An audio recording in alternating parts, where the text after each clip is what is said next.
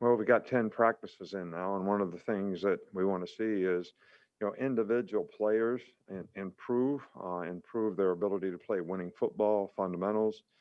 But I also think we're trying to develop some team dynamics, some team chemistry, looking for people who put team first. Um, Guys that understand that what you did last year really is not going to create any value for what you do this year or help you play better this year, but it's going to be based on what you do to create um, positive outcome for yourself this year by paying attention to detail, doing little things right, playing with discipline, um, holding each other accountable to the standard that they all know that we expect from them day in and day out, being positive, not being negative.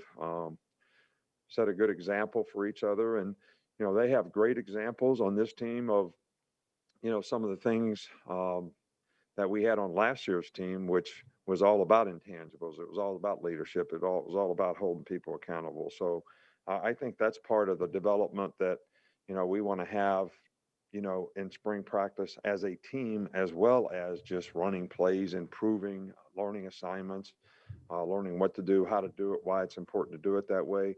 And I do see improvement. The last two practices, I think you see a lot of young guys who were very apprehensive, unsure, uncertain about what they were supposed to do, so they didn't play fast in the last scrimmage. I see those guys starting to get a little more confidence, and I think they learned a lot from the first time in the stadium, first time in the scrimmage, first time being in a live situation in college football for a lot of them. So you look for great improvement from the first scrimmage to the second scrimmage. And, certainly that's going to be our goal for this one. One of the things that does cause a little bit of confusion this time in the spring is, it's almost like, we have double install. We're still putting some things in, the offensive putting more and more things in. We have to play against more and more things, both sides of the ball.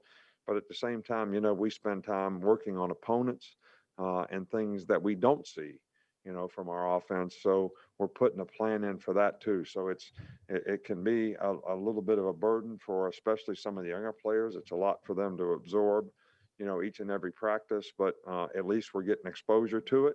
So when we have to play against it next year, it's not going to be all new for them. So, we're looking forward to a much better scrimmage. We'll have kind of a Friday's practice will be, sort of polished, not put a lot of stuff in, try to get guys to understand what we're going to do so they can go out there and play fast and we can play with some and make some improvement as a team. Um, Questions? All right, we'll get started with Michael Casagrande. Michael, go ahead.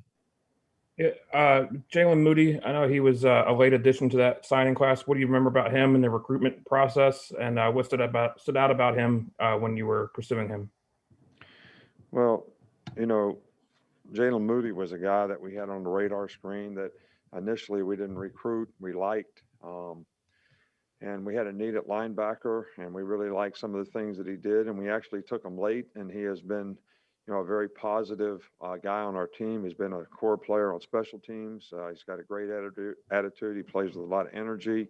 Now he has an opportunity to start, and he's certainly taken advantage of that. So, um, we're happy that he's here, and he's doing a really good job for us.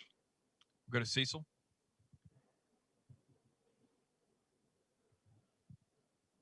Cecil, go ahead. Not sure what's going on, Cecil. We'll come back to you. Go to Charlie Potter. Hey, Coach. You guys added Coach Svoboda earlier this week. Just is he able to go through spring? Is he doing things with you guys? And just what do you think overall of the addition to him and your staff? Yeah, we're really pleased with it. He's got a lot of connections. He knows a lot of people in Texas, which we thought was very, very important. He was the best teacher in the interview, and it certainly hasn't disappointed in his input that he's had to this point. But the way we're managing this is, Todd Watson was really sort of the number one intern on special teams. So he's kind of running the special teams. It's the first time I've ever had to hire a guy in the middle of spring practice. So we're not going to throw him out there in front of the players. He's learning our system. He's learning our scheme. He's actually having input, in the meetings, but really can't coach the players. And he's really doing the same thing with the offense relative to the tight end. So, we're probably a lot more flexible now when it comes to coaches because, last year we had guys in and out. I mean, I think we had 5 full-time coaches, for the LSU game last year. So, we're a little more flexible when things like this happen. Um, and Todd has done a good job of stepping up and helping us get through the spring. And I haven't seen us really skip a beat from a special teams execution standpoint. Go to Aaron Suttles. Jordan Battle is one of the veterans now back there in the secondary. What does he mean to the defense? And I know you said leadership is always a work in progress, but is he a guy you've identified that you expect to sort of take a leadership role this year? Well, Jordan Battle does a good job. He plays a lot of good football, but it's kind of up to him as to how he wants to accept the role of leadership, how assertive he wants to be. People have to earn the right to be leaders. They have to do things right themselves. They can't be late for meetings. They can't, not do things exactly right. They have to set a good example for others, and they have to care enough about other people to help them for their benefit. So that's his choice, and that's a lot of players' choice on the team. Do they want to take that responsibility of being a leader? He has done that at times, and I think he would be very good if he chose to do it. We'll try Cecil again. Cecil. Need to unmute Cecil. Got to have a question from Cecil now. I know. What's up? Okay, we're going to try Tony Tsoukalas. When you look at the success of Mac Jones and Jalen Moody, how much does that help with when guys like that succeed after kind of waiting a little bit? How much does that help when you're talking to a younger player about trusting the process? Well, I don't really talk to players that much about trust in the process. I talk to the players about the importance of focusing on development. You might see that as a similar thing or maybe even the same. But I think everybody needs to have the ability to self-assess, to figure out, okay, here's where I'm at. That's the only way you can improve, if you can self-assess. And then you kind of help the coaches help you define what you need to do to actually improve so that you can become a better player.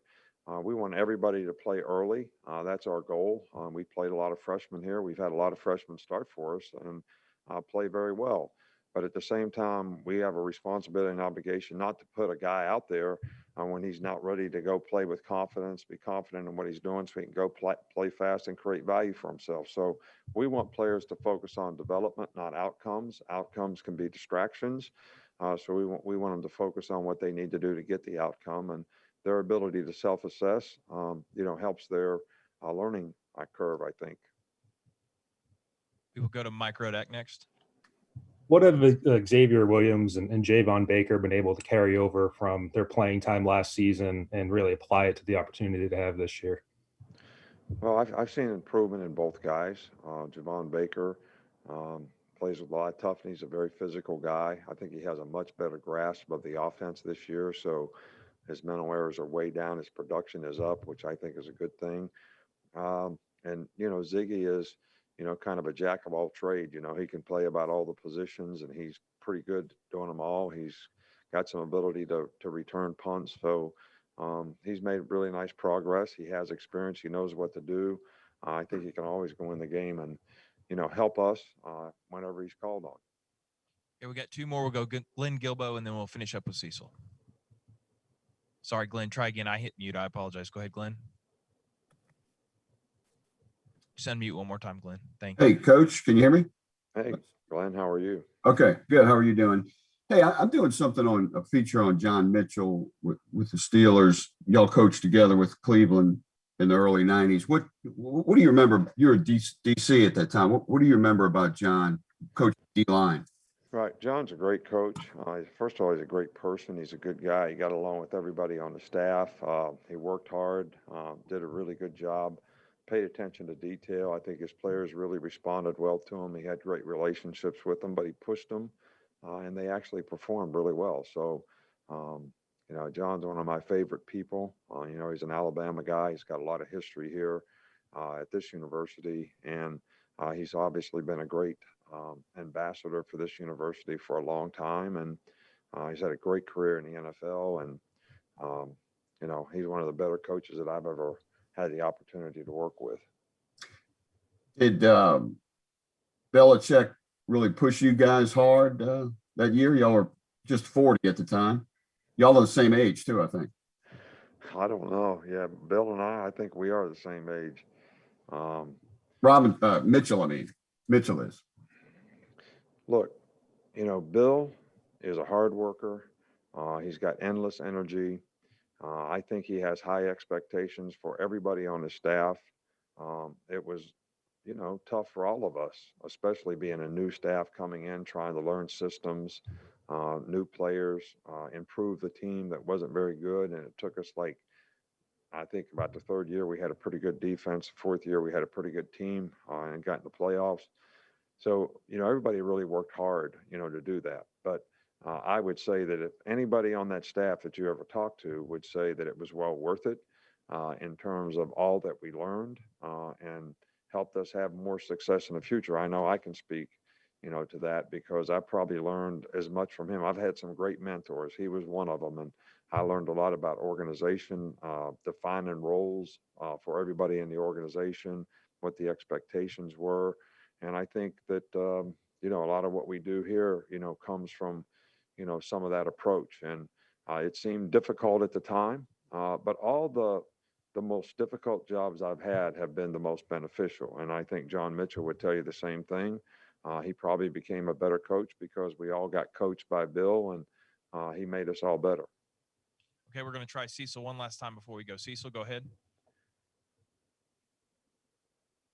Okay, I'm not sure. I think Cecil got a new phone, Coach, so we'll have to get him next time. Coach, thanks for your time. All right. Well, there's one other thing that I'd like to mention. I know, Luke Ratliff was a, great fan here. I love the University of Alabama, and I just want his family to know that our thoughts and prayers are, with you all.